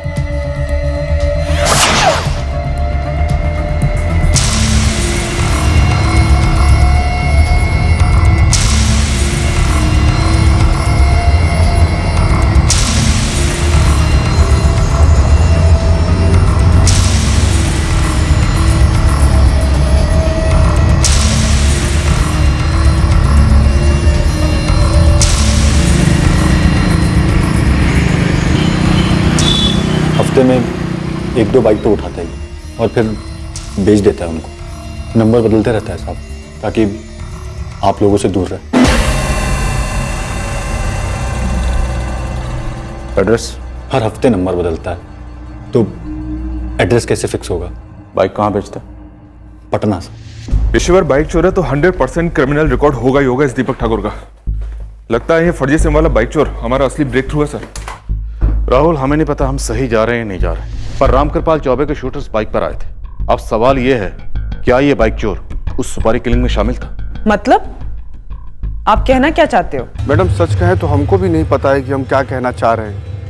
बस अटपटा लगा तो शेयर कर रहे हैं आपके संग। हाँ तो कीजिए ना शेयर। मैडम ये अपने रामकृपाल जी की बिटिया है ना आरती, उसका पति है राकेश। हाँ हाँ, आगे? मैडम आप लोग लगे पड़े हैं कातिल को पकड़ने। हम लोग भी सदमे में अभी तक रामकृपाल जी को लेकर। और ये राकेश, ये क्या करता है? ये रोज दफ्तर में आ धमकता है अपनी पत्नी आरती की अर्जी लेकर। आरती की अर्जी? जॉब के लिए? मतलब अब ये जॉब मिलेगी एज अ कॉम्पनसेशन रामकृपाल जी की अननेचुरल डेथ की वजह से। अब बताइए ऐसी भी क्या हड़बड़ी है? देखो कानून के हिसाब से तो देखना पड़ेगा, पर नैतिकता के हिसाब से तो नौकरी का पहला ऑफर सुरेश को जाना चाहिए और जाएगा भी। सर ऐसे कैसे जाएगा? और पहला ऑफर आरती को क्यों नहीं जाना चाहिए? अरे भाई हम लोग यहाँ बैठकर काहे बतिया रहे हैं? पुलिस लगी पड़ी है हत्यारों को ढूंढने में, सारा माहौल इतना तंग है। अरे सब कुछ पहले सेटल हो जाने दीजिए, फिर आप लोग बैठकर तय करिएगा कि कौन अर्जी डालेगा कौन नहीं डालेगा। लेकिन जब नोटिस निकलेगा नौकरी का तो आप पहला फोन हम ही को करेंगे ना। अब होने को तो इनका घर का मामला भी हो सकता है, लेकिन जमाना तो खराब चल रहा है ना मैडम। ये दीपक ठाकुर तो बाइक चोरी में MA PhD किया हुआ है मालिक। अपने बेगूसराय सिटी में जो रतन चौक थाना है ना, गोल मंदिर के पीछे वाला, वहाँ इसके खिलाफ एक नहीं दर्जन व केस दर्ज हैं। मैं उसके सारे रिकॉर्ड्स निकलवाता हूँ। तो ये पता कर कि इस वक्त दीपक ठाकुर कहाँ मिलेगा। राकेश? यस सर, हरि प्रसाद ने खुद फोन किया। सर ये रहा हमारा दीपक ठाकुर। रतन चौक पुलिस थाने में इसकी पूरी पोथी बन चुकी है। हम लोग अभी तक मर्डर और अटेम्प्ट टू मर्डर के केसेस को खंगाल रहे थे, लेकिन यहाँ सुराग निकला तो बाइक चोर का। सुराग है या हमें गुमराह करने की एक और कोशिश? क्योंकि पैटर्न फिर वही, हमारे सामने फिर से दो एंगल, एक दीपक का और दूसरा राकेश का। राकेश वाले एंगल में पॉइंट तो था, रामकृपाल 4 महीने में रिटायर होने वाला था, तो कॉम्पेंसेशन की कोई गुंजाइश ही नहीं थी। पर ये दीपक ठाकुर वाला एंगल भी उस एक्सटॉर्शन वाले कॉल के थ्रू सामने आया था, और उस कॉल वाले एंगल पर पहले से ही सवालिया निशान था। दरअसल हम इन दोनों एंगल्स के बीच कनेक्शन ढूंढ रहे थे। हम इन दोनों को क्लोजली फॉलो करने लगे। हम इस केस को क्रैक करने पर पूरी तरह से फोकस थे, पर इतने में कहीं और कुछ और ही पक रहा था। एक तीसरा एंगल जो बहुत जल्दी हमारे लीड्स के कारवां में शामिल होने वाला था, पर उस वक्त हमारे राडार में बिल्कुल नहीं था।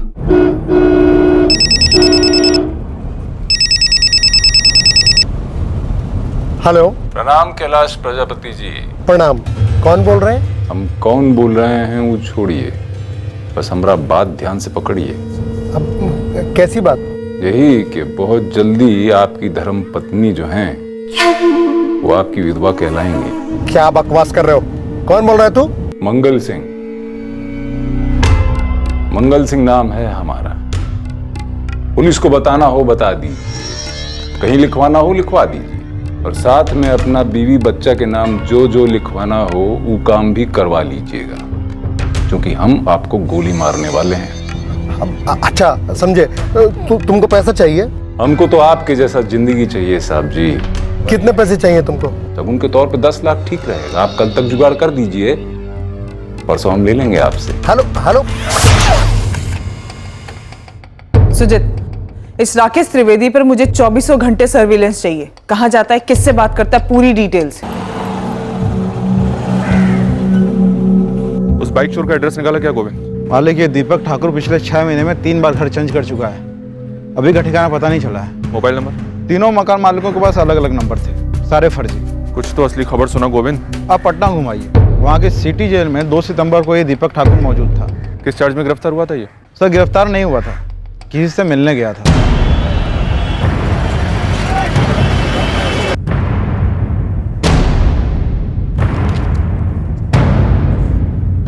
2 सितंबर को ये दीपक ठाकुर हमारे जेल के एक कैदी मंगल सिंह को मिलने आया था। उम्र कैद की सजा काट रहा था ये मंगल सिंह। Murder charge? जी हाँ। जेलर साहब, हम अभी बेगूसराय से निकल रहे हैं आपके इस मंगल सिंह को मिलने के लिए। रामकृपाल चौबे जी के मर्डर के सिलसिले में इससे कुछ पूछताछ करनी है। पढ़ा था उस केस के बारे में, लेकिन इंस्पेक्टर इस वक्त मंगल सिंह जेल में नहीं है। क्यों? बेल होगी क्या? दरअसल 28 सितंबर को मंगल सिंह की सुनवाई थी बेगूसराय के जिला कोर्ट में, एक दूसरे केस के सिलसिले में। बेगूसराय के सादिक बाग थाने का केस था। इंक्वायरी अभी भी चल रही है उस केस की, और जब सादिक बाग पुलिस मंगल सिंह को बेगूसराय से यहाँ वापस पटना सिटी जेल लौटा रही थी, उस वक्त मंगल एस्केप कर गया। क्या?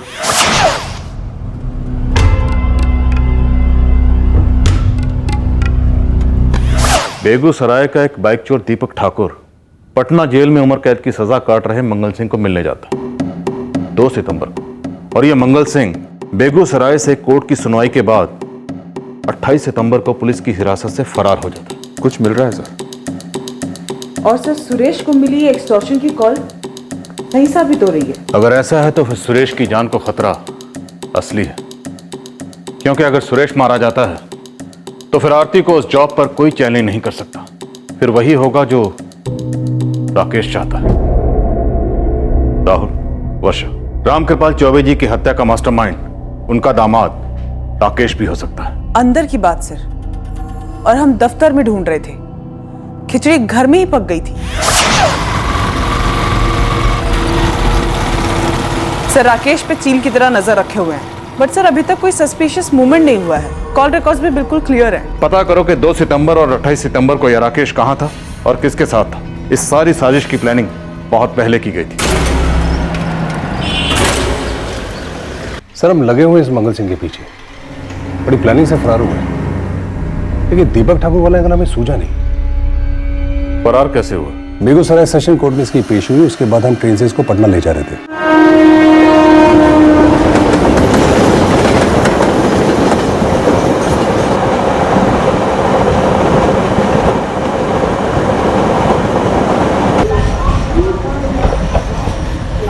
यात्रीगण कृपया ध्यान दें, पटना जाने वाली Tripura Sundari express platform number 2 पर आ रही है। थोड़ा हल्का हो लें। पटना आने में सिर्फ आधा घंटा बाकी है। बैठा रहे। ऐसा भी क्या दुश्मनी है सरकार, बहुत जोर से लगा, पेट फट रहा है। क्या हुआ? खोल दे से।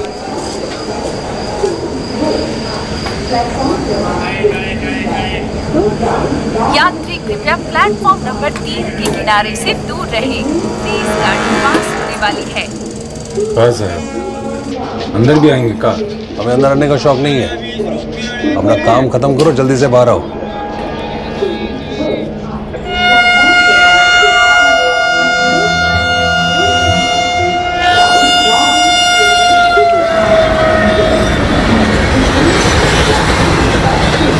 मंगल, हुआ क्या तेरा? मंगल, मंगल,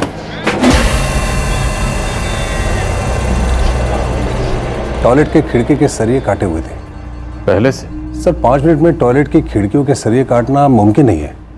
फिर हम दौड़े बाहर की तरफ।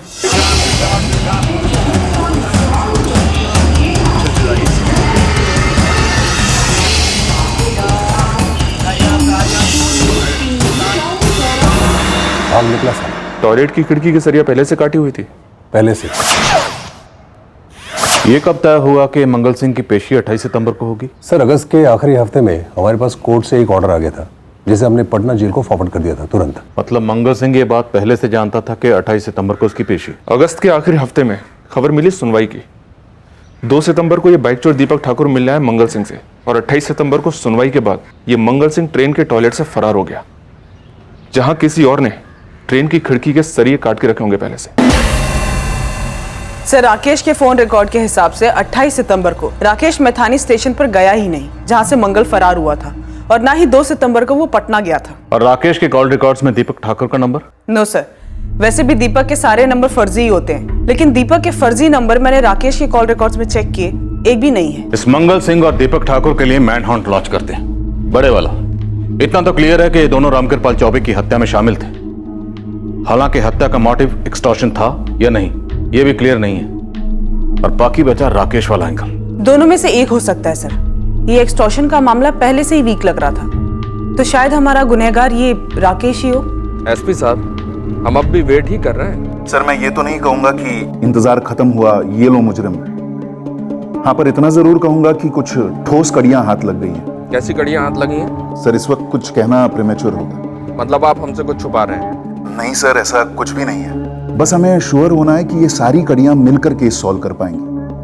गणित बैठते ही मैं सबसे पहले आप ही को फोन करूंगा।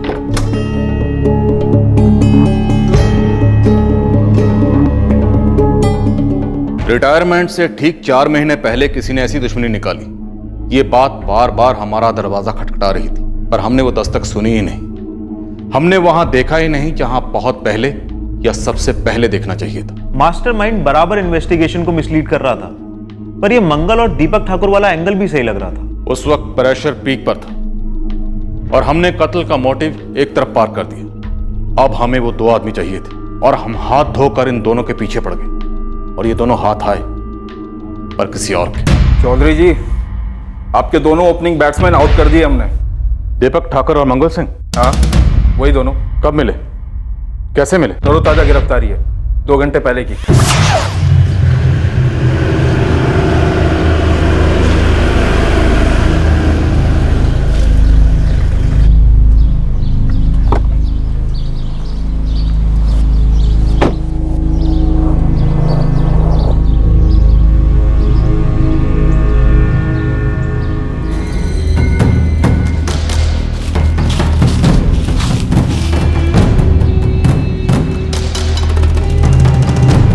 हमको पूरा भरोसा था कि नोटबंदी साजबंदी के सामने टिक ही नहीं सकता है। देखिए, आपने 10 लाख कैश के इंतजाम भी कर दिए। हाँ, अब हम जाएं? बिल्कुल जाइए, अपना घर जाइए।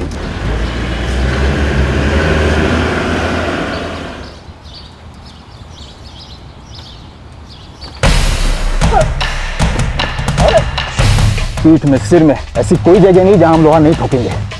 बड़ी शिद्दत से पुलिस फोर्स तुझे ढूंढ रही थी मंगल सिंह, नाम मिलने का तो सवाल ही नहीं था। मंगल सिंह और दीपक ठाकुर को क्राइम ब्रांच वाले 1 घंटे में हमारे वाले करने वाले। वर्षा, राकेश फिसलना नहीं चाहिए। सर मैं सेफ्टी के तौर पे उसे अभी यहाँ ले आती हूँ। एक मर्डर में तो तुम पहले से ही उम्र कैद की सजा काट रहे, और दूसरे मर्डर केस की सुनवाई के बाद तुम हो गए फरार। काशी यात्रा करने के लिए तो फरार नहीं हुए, तुम फरार हुए थे रामकृपाल चौबे का मर्डर करने के लिए, हाँ या ना? ना बोलने का कोनो सवाल ही नहीं है सरकार। हमारा जवाब है हाँ, हम ही रामकृपाल चौबे को ठोके थे। वही दीपक हुआ बाइक चला रहा था, वो भी चोरी का। तुम लोग हो पेशेवर मुजरिम, शातिर खिलाड़ी हो, इतनी आसानी से तो अपना जुर्म कबूल करोगे नहीं। तुम दोनों कहीं पैसे वैसे के चक्कर में किसी दूसरे का जुर्म अपने सर पर तो नहीं ले रहे? नहीं सर, हम पेशेवर हैं। जब गेम हार जाते हैं तो टाइम वेस्ट करने में विश्वास नहीं रखते हैं। अब बेकार में खुद को कुटवाने का क्या मतलब?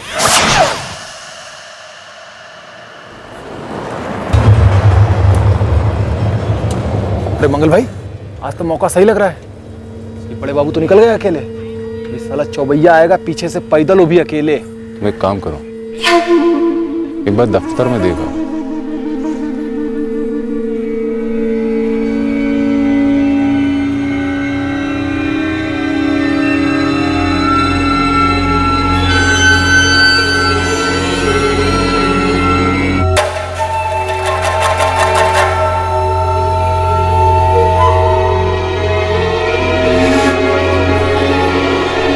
मंगल भाई, आज अपना दिन लग रहा है, चलो।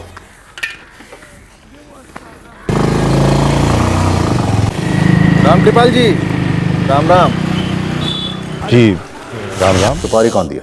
हम ही हमको सुपारी दिए सरकार। अब भूमि निरीक्षक आदमी है, हमको लगा कि नोटों में डूबा होगा बुढ़ा, 10 लाख तो हाथ का मैल होगा, दे देगा चुपचाप से। लेकिन ना, वहां भी अपना ईमानदारी झाड़ा साला। तुमने रामकृपाल चौबे से कब पैसे मांगे थे? कई दफा मांगे, हर बारी हरिश्चंद्र बनते रहा साला। तुम पेशेवर मुजरिम होने की आड़ में सच बोलने का ढोंग कर रहे, पर तुम लोग ये भूल गए कि हम भी पेशेवर पुलिस वाले हैं। तुम जैसे भांडों को ना चुटकी में पहचान लेते। मंगल सिंह, अब सीधे सीधे ये बताओ कि रामकृपाल चौबे की सुपारी तुम्हें किसने दी थी? रामकृपाल चौबे से तुमने कभी कोई पैसा मांगा ही नहीं। एक बात पूछे, आपको किसने सुपारी दिया है किसी और को फंसाने का? यहां सवाल सिर्फ हम पूछते हैं, आखिरी बार पूछ रहा हूं, रामकृपाल चौबे की सुपारी किसने दी थी? हमारा एक ही जवाब है सरकार, हमने रामकृपाल चौबे से 10 लाख रुपया मांगा। उसकी जान के एवज में उसने नहीं दिया तो हम उसको ठोक दिए। फिर उसके लड़के वो सुरेश चौबे से भी पैसा मांगा, वो भी मुकर गया। हम उसको मारने का प्लानिंग बना ही रहे थे कि इतने में आप लोग। और तुम दीपक ठाकुर, इसका तो हम भरता चौका बना ही देंगे। अब तुम सोच लो तुम्हारा क्या करना है। मंगल भाई ने जो बोला है सब सच बोला है साहब। झूठ बोले, साफ साफ झूठ बोले। लेकिन क्यों बोल रहे हैं हम नहीं जानते सर, एक हिंट तक नहीं है हमारे पास। किसी भी कीमत पे टूटना नहीं। इतनी देर से हमको यहाँ पर बैठा करके रखा है, लेकिन कारण बताएंगी? कब तक बैठाएंगी हमको यहाँ? जब तक हमारा शक यकीन में नहीं बदल जाता। होने को 5 मिनट भी लग सकते हैं और 5 घंटे भी। पूरा इस बात पे डिपेंड करता है कि ये मंगल और दीपक कितनी कुटाई सह सकते हैं। ये मंगल सिंह नहीं टूटेगा। एक मर्डर में उम्र कैद की सजा काट रहा है, इस पर एक और चार्ज लग भी गया तो इससे कोई फर्क नहीं पड़ेगा। दीपक ठाकुर को पड़ेगा सर, और ये टूटेगा भी। 100% ये सुपारी किलिंग और गोली इन दोनों ने चलाई, लेकिन दुश्मनी किसी और की। आजा दीपक, वहां क्राइम ब्रांच वाले हमसे कह रहे हैं कि उन्हें तुम्हारी कोई जरूरत नहीं है, और हमने भी उनसे कह दिया कि तुम भी हमारे लिए बेकार हो। जी सुजीत, साइलेंसर लेकर आओ। इन लोगों ने भी साइलेंसर यूज किया था ना। दीपक, अच्छा है कि तू अनाथ है। अगर तेरे बीवी बच्चे होते ना तो तुझे मारना हमारे लिए बहुत मुश्किल होता है यार। नहीं सर, एक चांस दीजिए, हम आपको सब कुछ सच बता देंगे। बोलता रहे, बोलता रहे। मेरा दिमाग ठीक रहेगा तो हो सकता है कि तू बच जाए। हाँ सर, कुछ पहले से ही प्लान हो चुका था। सीधे सीधे बता दे, रामकृपाल चौबे के नाम की सुपारी किसने दी थी तुझे? क्या ये रतन चौक में जहां दीपक गिरफ्तार हुआ था ना, इसके साथ एक और बंदा गिरफ्तार हुआ था जो जेल में था इसके साथ। कौन गोविंद? सुरेश, रामकृपाल चौबे जी के सुपुत्र। सब कुछ सुरेश के कहने पर हुआ था सर, उसी के कहने पर हमने उसके बाप को ठोक दिया था। क्या बोला? बेटे ने अपने ही बाप को मारने की सुपारी दी? और फिर तुम लोगों ने जबरन उससे पैसा वसूल करने की कोशिश की, उसे फोन पे जान से मारने की धमकी दी। नहीं सर, जबरदस्ती नहीं की थी, वो तो हमारा मजदूरी था। सुनो यार मंगल, पैसा जुटाने में थोड़ा समय तो लगेगा भाई। सुरेश भाई, आपने कहा था कि आपके बाबूजी का प्रोविडेंट फंड तुरंत हाथ में मिल जाएगा और आपको उनकी नौकरी भी। 1 महीना से ऊपर हो गया है काम किए, और पुलिस वालों को भी कोई भनक नहीं पड़ी है, कुछ उखाड़ नहीं पाए अब तक। लेकिन पुलिस पागलों की तरह केस पर लगी पड़ी है ना भाई, समझा करो यार। पापा का पीएफ भी अभी रिलीज नहीं हुआ है और हमारी नौकरी लगने में अभी समय है भाई। उन सबसे हमारा क्या लेना देना भाई? इंतजार करो यार, हम तो बैंक का सेविंग अकाउंट में भी हाथ नहीं डाल सकते। सारी नोटबंदी जो शुरू कर दी है सरकार ने। हम आपके काम के लिए जेल से भागे थे, हमारे ऊपर न छत है और ना खाने का 2 वक्त का रोटी, ऊपर से नोटबंदी ने बैंड बजा रखी है। अरे हम तो बैंक जाके पैसा भी नहीं निकलवा सकते हैं भाई। जल्दी से कोई जुगाड़ कीजिए आप और हमको हमारे हक का पैसा दिलवाइए, नहीं तो हम सीधे पुलिस को फोन कर देंगे और कर देंगे उल्टी। ये एक थे श्रवण कुमार पुराणों में आदर्श बेटे, और ये हैं पार्ट 2।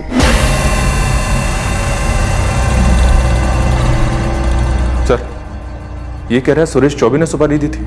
अगर इस बार झूठ बोला या हमें घुमाने की कोशिश की तो केस को साइड में रखकर ना तो मैं यही ठोक दूं। अरे नहीं सर, माँ कसम एकदम सच बोल रहा हूँ। तो सुरेश चौबे ने सुपारी दी थी जी। इसलिए तुम जेल में गए थे मंगल सिंह को मिलने। सुनवाई के बाद मंगल सिंह का फरार होना ये सब प्लानिंग थी। जी सर, सब कुछ ऐसे ही हुआ था, सब कुछ सुरेश के कहने पे ही हुआ था। सरस्वती, अपने इस नालायक को समझा दो कि हम आखिरी बार इसकी जमानत करवाए हैं। आज के बाद बाइक तो क्या, एक सेफ्टी पिन भी चुराई ना इसने, तो इसके नाम के पीछे से हम अपना नाम कटवा देंगे। बस भी कीजिए, रात भर डांटे हैं, अब दफ्तर जाते वक्त क्यों अपना ब्लड प्रेशर बढ़ा रहे हैं?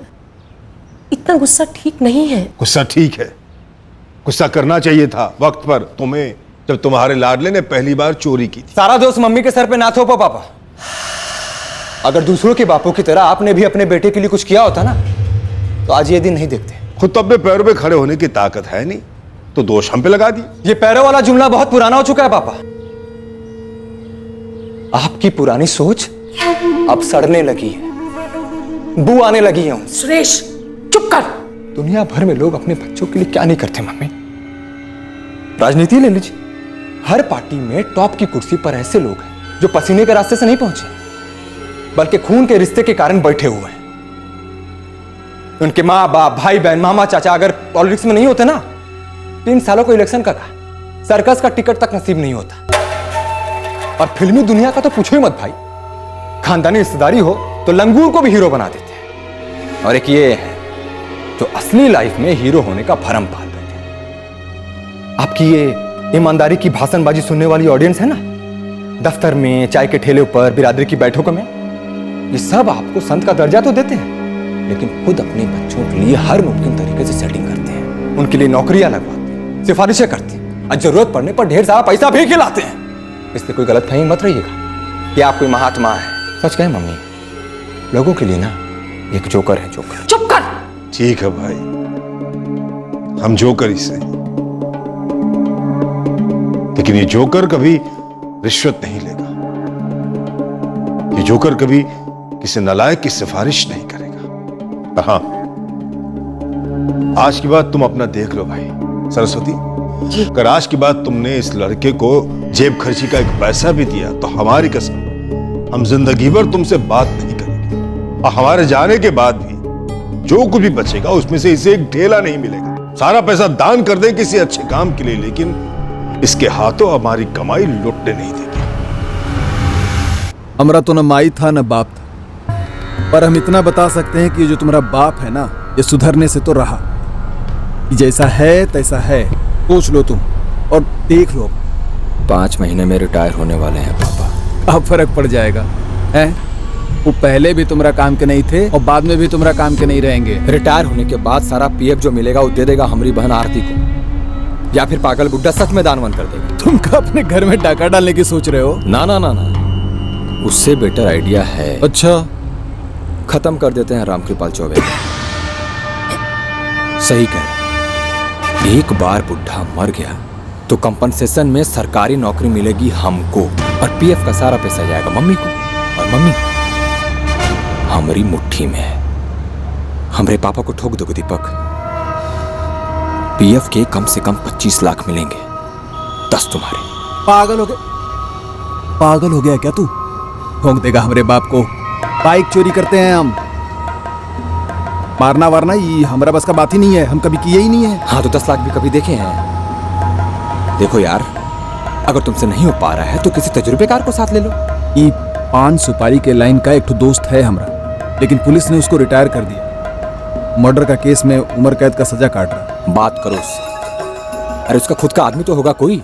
हमें यहां से निकलवा लो, ये हमारे बाएं हाथ का खेल है दीपक। बेल तो आपका होने से रहा मंगल भाई। अरे बेल गया तेल लेने। हमारी 28 तारीख को बेगूसराय सेशन कोर्ट में एक दूसरे केस की सुनवाई है। उसका सुरेश चौबे के साथ मिलकर कोई चक्कर चला दो।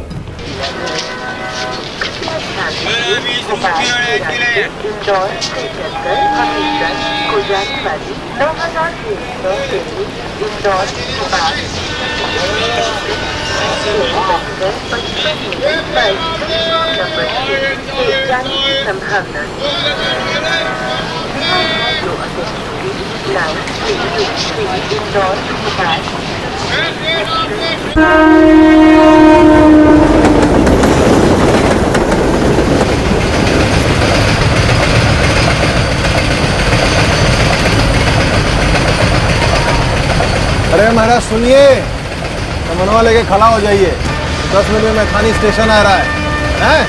टॉयलेट जा रहे हैं, टॉयलेट, ठीक है ना? हाँ।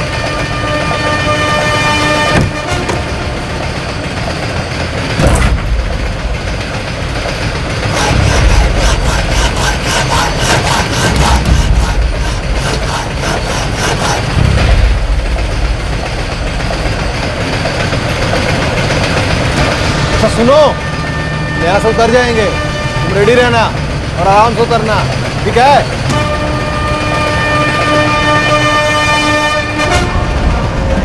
यात्रीगण कृपया ध्यान दें।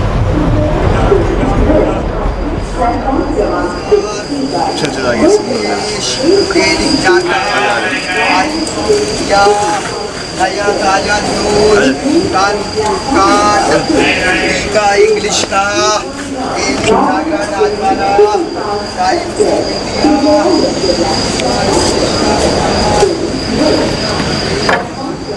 मंगल, मंगल,